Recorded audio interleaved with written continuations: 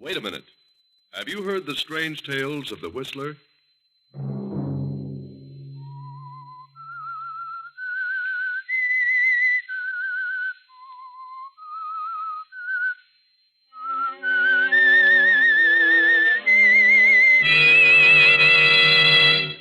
I'm the Whistler.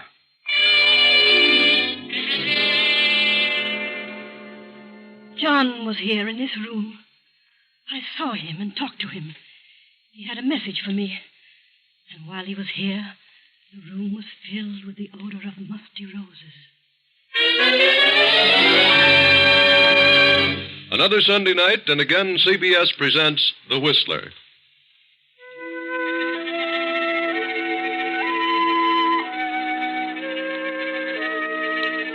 I, the Whistler, know many things, for I walk by night. I know many strange tales, many secrets hidden in the hearts of men and women who have stepped into the shadows. And so I tell you tonight the unusual story of Apparition. In the midst of a circle of tall, moaning pines spreads an old mansion. On the second floor, a low light burns in a large bedroom, the bedroom of Elizabeth Kemper, the elderly mistress of the mansion. Mrs. Kemper's husband, John, died suddenly a year ago and left his entire estate to his wife, Elizabeth. Shortly after John's death, Elizabeth brought her husband's sister, Bertha, and Bertha's daughter, Celia, to live with her. Since John's death, Elizabeth's health has gradually failed and she has taken to her bed. In the meantime, Elizabeth's only sister, Mary, has come to live in the great house, and Mary's son, Herbert. Now, long past midnight, Elizabeth tosses in her bed and mumbles. John, what is it? What do you want? Why don't you say it? Suddenly, Elizabeth's door bursts open, and Bertha moves into the room and stands beside the bed. Elizabeth? Elizabeth? Huh? Elizabeth! It's Bertha. Oh, Bertha. Oh, yes, Bertha. Why did you scream? Scream? Did I scream? Yes. Just as I came in the room. You must have frightened me. Were you dreaming? No, I don't think so. But I don't know. I thought John was here. John? You thought John was here? Yes. Standing there beside the bed. Elizabeth, I saw him, too. Just a moment ago. What? In my room. Oh, but that's nonsense. Why should he always appear to you? I'm his sister. Yes. Yes, of course. John was trying to tell me something. Something about you. What? He was trying to tell me that you should listen to him. Listen to him? Something about the property. What about the property? He says he made a mistake. Mistake? He says he wasn't killed accidentally. He did it deliberately. He committed suicide. Suicide? Why should he have done that? He hasn't explained that. But he says now he knows the truth about everything. He knows that his reason for hating me and cutting me off in his will was unfounded, and he's sorry. He's been trying to reach you, but you aren't receptive. You claim you've seen John every night since the day he died. I have, Elizabeth. I swear I have. I've seen him many times in my dreams. But why doesn't he tell me what he wants? Some night, Elizabeth, John will reach you in your waking moments. Then you'll believe me. I can't understand it. He didn't like you, and he told me so. Why should he change now? Perhaps it would be best if Celia and I left you. Why should you want to leave all of a sudden? You have your own sister and her son, Herbert. You won't be alone. If I only knew what John was trying to say to me. I've told you what he's been saying to me. Mother, is anything wrong? We heard someone scream. At least I thought I did. No, nothing's wrong. Go back to bed. Elizabeth, what is it? What's what, Mary? Oh, dear me, I heard someone scream. What was it? Oh, you're all right. Yes, Mary, I had a nightmare, that's all. Oh, Well, I was worried. Better go back to bed, all of you. I'll be all right. yes. Yes, come along, everybody. I'll see you in the morning. Good night.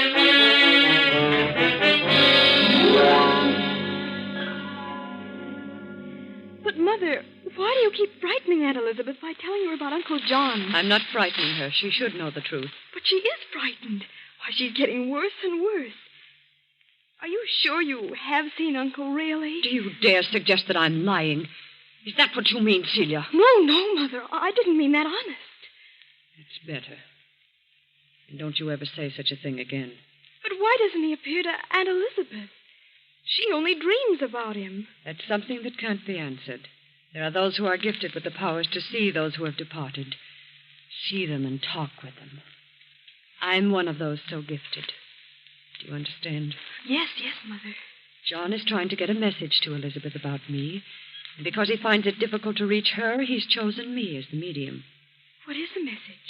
He left me nothing in his will because he hated me and thought I hated him. But you did. I did not. It was his imagination. But now he's learned the truth. Now he knows I had nothing but his best interests at heart. He's trying to tell Elizabeth to leave all the estate to me. And he will continue to return to this house until his mission is accomplished. Then his soul can rest in peace. I'm frightened, Mother. I don't want to stay here another day. I can't stand it You here. stay here until I'm ready to leave. Do you hear me? Yes, Mother. I hear. Now stop this nonsense and go to bed. Yes, Mother. I'm sorry. You'd better be.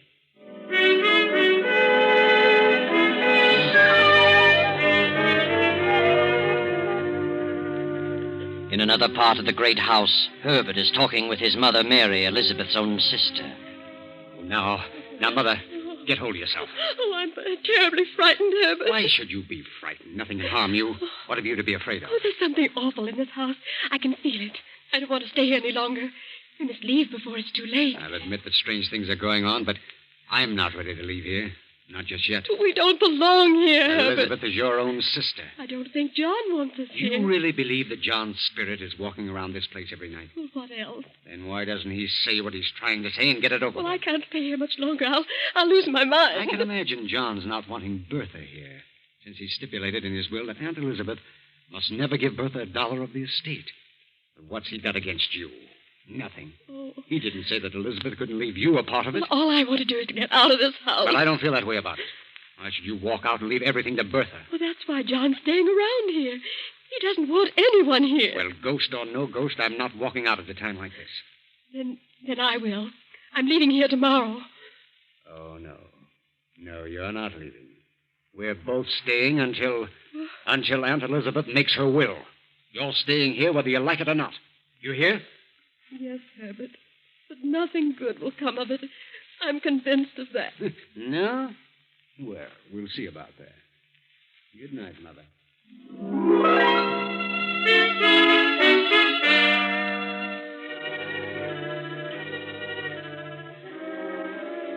An hour later, Mary has finally dropped off to sleep. Then, as the clock strikes 3, a figure in white slips into Mary's room and stands beside the bed. Slowly, Mary opens her eyes and stifles a scream. Who is it? What do you want? I want to talk to you, Mary. Bertha. I have a message for you. A message? Yes. John is here, standing beside me. I don't see anyone. He is here. What is the message? John says that Elizabeth is planning to leave the estate to you. But he's learned the truth. He knows that his dislike for me was unfounded. He wants the estate left to me because it's rightfully mine. And he'll never be able to rest in peace until that is accomplished. Oh, I don't want it. I don't want any part of the Then estate. if you want to escape this torment, you must convince your sister that John made a mistake. If you accept any part of it, John will never let you rest. Do you understand? Yes, I understand. Very well, we'll leave you now. Good night.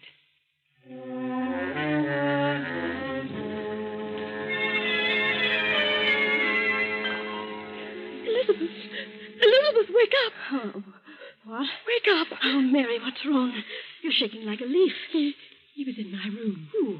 John, he was in my room. Mary, what are you saying? He had a message. He said you were planning to leave the estate to me, according to his will. But he made a mistake about Bertha. He wants you to leave it to her, so he can rest in peace. Mary, are you out of your mind? No, you must believe me. I don't want any part of the estate. Oh, please promise me. Leave it to Bertha and have done with it. I refuse to accept it. Get control of yourself, Mary. I'm leaving here in the morning. I'm frightened. And if you had any sense, you'd leave too. If you stay here, you'll go mad. Very well, Mary. If that's what you call gratitude, you can go. Oh, I'm sorry, Elizabeth, but I won't remain another night. Are you sure you saw John? Well, no. No, but he was there in my room. Did you talk with him? No. No, that is, Then how do you know he was there? Well, Bertha told me he was there. Bertha? Was she there, too? Oh, yes. She told me what he wanted. He said he couldn't reach you. Oh, why should John appear to everyone but me? Oh, I don't know. But I know he was there. I could sense it. I tell you, there was someone in the room with Bertha. It must have been John. Oh, let Bertha have the estate or something terrible will happen to all of us. Oh, please, Elizabeth. Go to bed, Mary. We'll talk about it tomorrow. Yes, Elizabeth.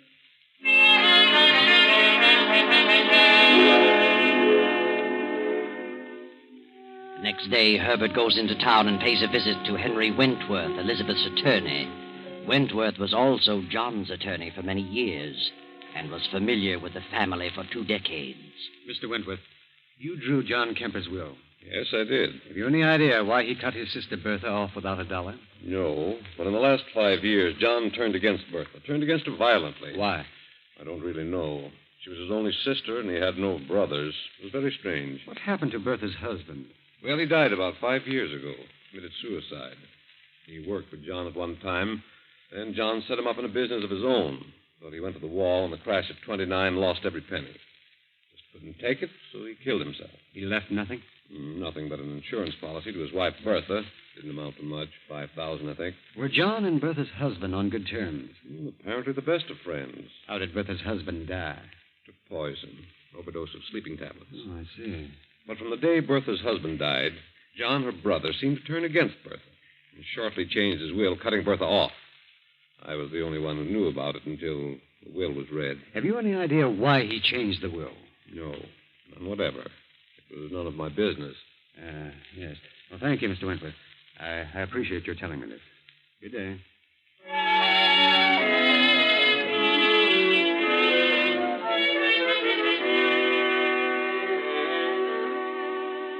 Then Herbert pays another visit, a visit to Dr. Martin, formerly John Kemper's physician. Dr. Martin is at first reluctant to talk, but finally answers a few questions. Doctor, you were John Kemper's physician for many years? Yes, that's right. Uh-huh. Was there anything wrong with him? You mean, was he unbalanced? No. Did he have any severe ailments? Well, no. No, the last year or so he seemed to change considerably, though. Became a bit morose. Anything wrong with his heart? Well, yes and no. Yes and no? Well, he began to suffer from severe headaches. Took to using a lot of aspirin. Was too much of anything's bad. He was killed in a car wreck. Yes, he'd been to the city and was driving back home late at night. Drove off into the ditch. Did you attend him? I saw the body shortly after the wreck. He'd been dead about an hour, badly smashed up. Was it his heart? Oh, could have been, but I think he went to sleep at the wheel. Was there an autopsy? No, it was obvious how he died. His skull had been crushed in. Mm-hmm. Who had he visited in the city on business? I don't know. I never thought about it. Where is John Kemper buried? In the family vault at the edge of his own estate. Didn't you know that? Huh? Oh, yes. Yes. I'd forgotten. Well, good day, Doctor. And thanks for the information.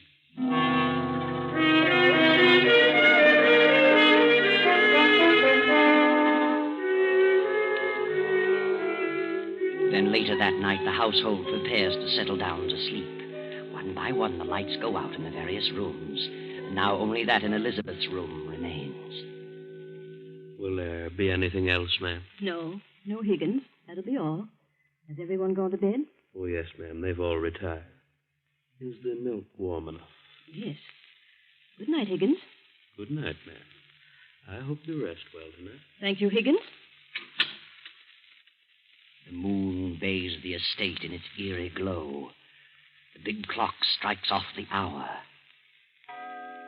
Then, in the distance, there is the howl of a dog.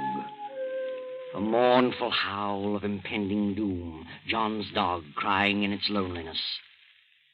Across the lawn from the family vault walks a haggard figure in the moonlight, a figure with long white hair walking toward the house. Then a few moments later, the weird figure appears in Mary's room, stands in the shadows, and points at Mary. What do you want? Who are you? I am John. John? Oh, good heavens. I've come back to talk to you. You must hear me. I hear you. I made a great mistake in life. I hated my sister, but I know all things now. Bertha's a good woman. I'm doomed to walk this place without rest until I've made amends. Do you understand? Yes. Yes, I understand. If Elizabeth refuses to listen to my pleas and leaves this estate to you, you will never rest a moment under this roof. For I can never leave. It rightfully belongs to Bertha, and to her it must go. Oh, I don't want it. I don't want any part of it. I won't stay here. I promise. Just let me alone. I will. If you and your son leave here at once. We will. We will. Oh, where are you? John? Are you here? John? Mary gasps and suddenly falls back on her pillow. Poor Mary has fainted dead away. From the darkened stairway, the great clock chimes out the hour, 3 o'clock. Elizabeth, eyes closed but still awake, senses a presence and slowly opens her eyes. Standing close beside her is the white-haired figure, its face hidden in the shadows. No, Elizabeth. Don't turn on the lights. Who is it? You wouldn't want to see me. I've been out there too long. John! John! At last I've reached through to you. Oh, I must be dreaming again. No, not this time. Why are you whispering, John? I'm not whispering, Elizabeth. Can't you hear me? Yes, I can hear you. What is that odor? Odor? Yes, a strange odor. Like the smell of flowers. A musty odor of roses. Why, I've just come from the vault, John! Elizabeth. John, what is it? What do you want? You're going to make your will tomorrow. Yes. Only you can right the wrong I've done. Wrong? My father left this estate to me with the understanding that I should leave it to Bertha. Yes, I know. I suspected her of wrongdoing and cut her off, and instructed you to do so. Yes. But now I know that I was wrong. You must leave the estate to her. You must right my wrongs so that I can go on to my rest. Yes, John. If you fail to do this, I shall be doomed to walk this place throughout eternity. And all those who come here shall not know a moment's peace. Yes, I understand, John. If you fail me, you too shall suffer my torment with me forever. Yes, I'll do it. I'll do as you say, only... John... Your heart, Elizabeth? Yes, You haven't much time, Elizabeth. You will be joining me soon. I know. John, where are you? I promise, John. I promise. Elizabeth clutches at her heart, gasping for breath. A few moments pass, and she revives sufficiently to reach for the stimulant on the nightstand. She pours a dose, and as she swallows it, she glances out the window over the moonlit grounds. Across the lawn moves the white-haired figure, gliding toward the family vault at the edge of the estate. John! Elizabeth drops the glass and falls to the floor. A few seconds later, Bertha hurries into the room. Elizabeth. Mary. Herbert. What happened, Mother? Hurry. Good heavens. Is she all right? Elizabeth? Oh. She's dead. Who screamed? Must have been Elizabeth. Had another attack. Why, she's still breathing. Put her on the bed. There's her medicine. I'll get another glass. You stay here, Mary. I'll get the glass from the bathroom. What do you suppose happened to her? Maybe it was Was what? I don't know. What's wrong with you, Mother? You're white as a sheet. Oh, am I? What are you trying to say? I saw it, too. Saw what? What did you see? Well, I saw him. John. He was in my room a while ago. I talked to him. You talked to him? Yes, and he talked to me. I heard him and I saw him. What did he say? Stop whimpering and tell us. He said... Mother, stop it, stop it. Oh, well, I won't stay. I won't. Come back here. Grab her, Celia. Elizabeth's coming, too. Aunt Elizabeth. Aunt Elizabeth. Oh, Herbert, You're all right now. Just take it easy. Yes. Yes, I'm all right.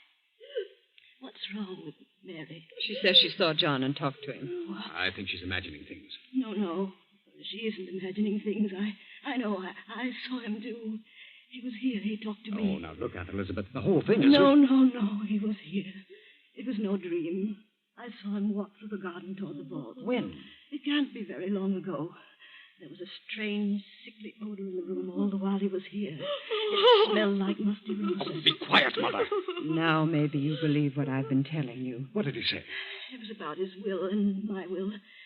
And he talked about Bertha. About me? Yes. He said he was wrong about you. Wants to make things right through me. He knew I intended to make my will tomorrow. And he told me just what to do. Yes, that's what he said to me, too. You? Yes. Why, this is the strangest thing I've ever encountered. Why should he talk to you? Well, he did, I tell you. And Elizabeth must do what he wants. Otherwise, something will happen. What will happen? Well, I don't know. I want you to call Mr. Wentworth, the lawyer, and have him here first thing in the morning. I want to draw my will, as John tells me. Very well. I think I'll have a look around the grounds. Never go back to sleep now, anyway. So, good night, Aunt Elizabeth.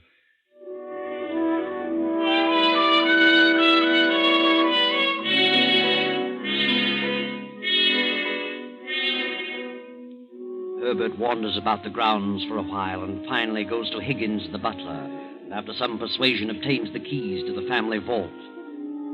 The next morning, the lawyer, Wentworth, visits Elizabeth in her room. Well, how are you this morning, Elizabeth? Much better, Mr. Wentworth. Here, you had a bad night. Yes, I guess I had another attack. Oh, so? Mr. Wentworth, I want to draw up my will. I should have done it long ago, but, well, something held me back. I see.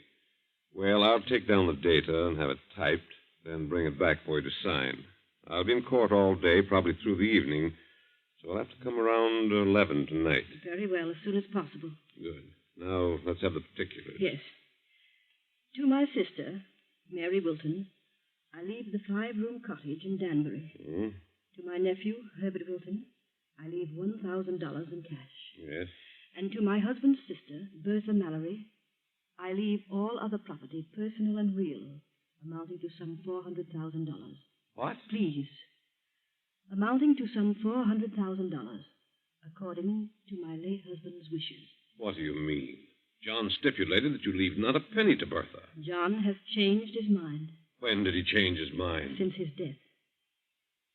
Don't you think we'd better postpone this until you feel better? I want my will drawn just as I have told you. But what do you mean by saying John has changed his mind? How could he? He told me so last night.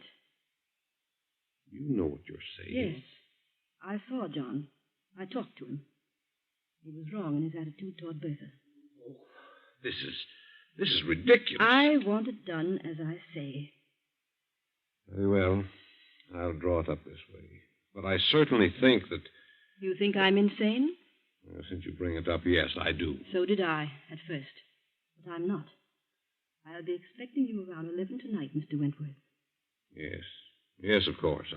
I'll be here.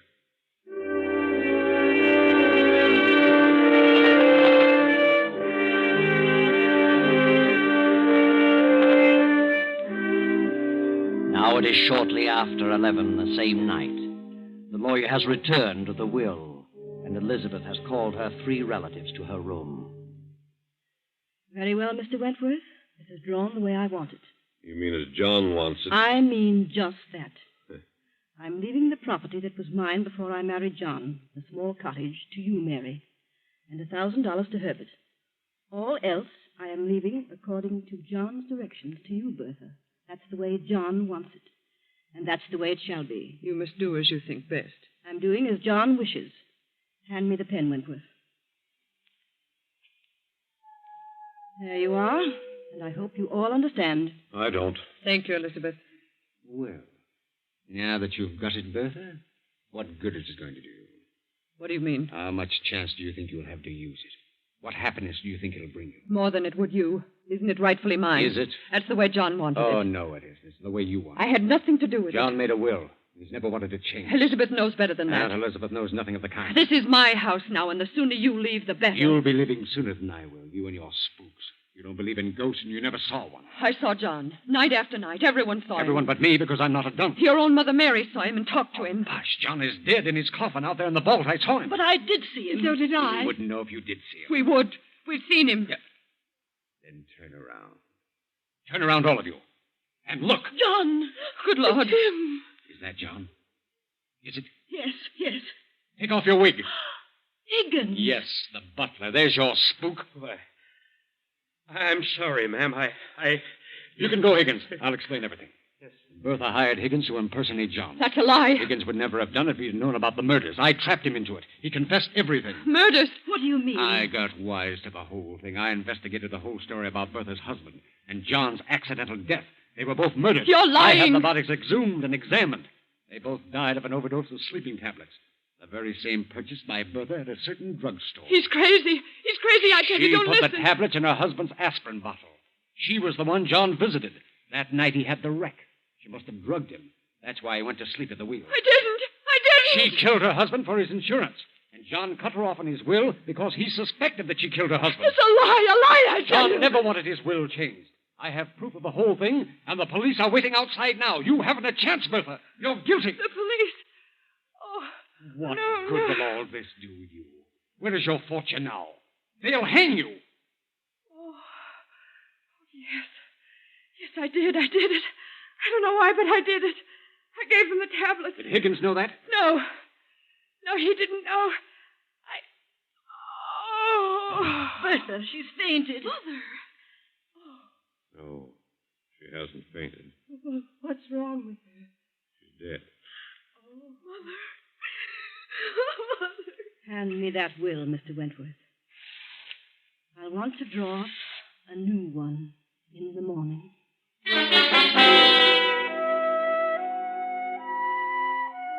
Well, there you are. That's the story. John never wanted his will changed, and for good reason. He really knew the truth. But wait a minute. How did you figure this one out, Herbert? You didn't really have those bodies exhumed, did you? I didn't have them exhumed. And if I had, there would have been no traces of sleeping tablets left. And there were no police waiting outside. I was bluffing, working on pure hypothesis. But it did work. Yes, it worked, Herbert. And it afforded me a very nice story indeed. Thank you, Herbert. You're welcome.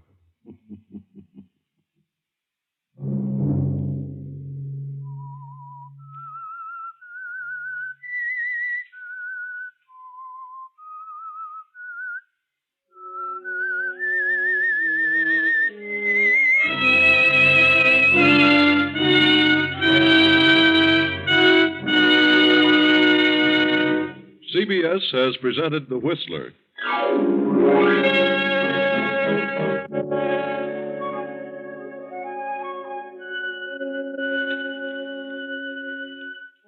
Original music for this production was composed and conducted by Wilbur Hatch.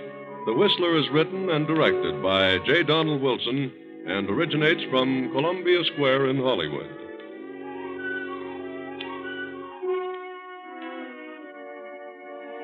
Next week, same time, I, the Whistler, will return to tell you another weird tale. Good night.